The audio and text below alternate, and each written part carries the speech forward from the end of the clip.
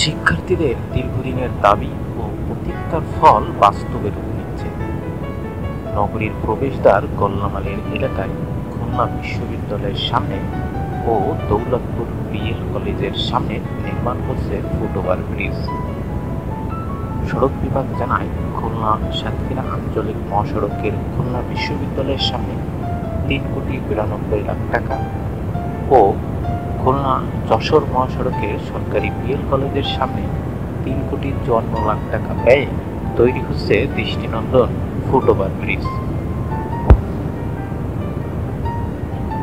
ব্রিজের দুটি নির্মাণের কাজ করছেন concrete and steel technology limited, Abid Mansur construction JV নামের ঢাকার একটি ঠিকাদারি প্রতিষ্ঠান। ইতিমধ্যে দৌলতপুর এবং কবির প্রধান ফটকের সামনে ফুটওভার ব্রিজের নির্মাণ দৃশ্যমান হয়েছে। কার্যাদেশ অনুযায়ী চলতি বছরের ৩০শে ডিসেম্বরের মধ্যে ঠিকাদারি প্রতিষ্ঠানকে ব্রিজ নির্মাণের কাজ সম্পন্ন করতে হবে।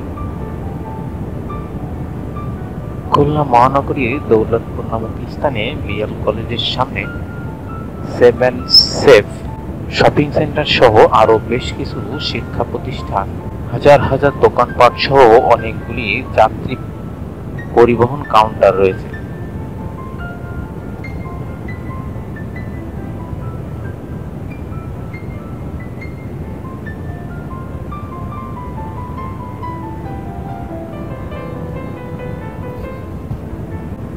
সেখান থেকে হাজার হাজার মানুষ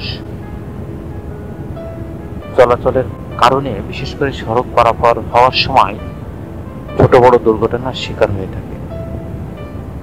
এই স্থানে সুষ্ঠু যানবাহন চলাচল তথা যানবাহন নিরাপত্তার স্বার্থে একটি ফুটওভার ব্রিজ নির্মাণ করা অত্যন্ত প্রয়োজন। ব্রিজ দুটি হবে খুবই দৃষ্টিনন্দন। ব্রিজ দুটি নির্মিত হলে দুর্ঘটনা রোধ সহ বিশ্ববিদ্যালয়ের শিক্ষক, ছাত্রছাত্রী, কর্মকর্তা, কর্মচারীদের সাধারণ পথচারীরা ফুটওভার ব্রিজ দিয়ে অবাধে চলাচল করতে পারবে। ব্রিজ দুটি নির্মাণ হলে খুলনা শহরে যাতায়াত ব্যবস্থা অনেকটা পরিবর্তন ঘটবে। শহরে বৃহৎ ও গুরুত্বপূর্ণ দুটি শিক্ষা প্রতিষ্ঠানের সামনে ফুটওভার ব্রিজ নির্মাণের ফলে শিক্ষার্থীরা নিরাপদে যাতায়াত করতে পারবে।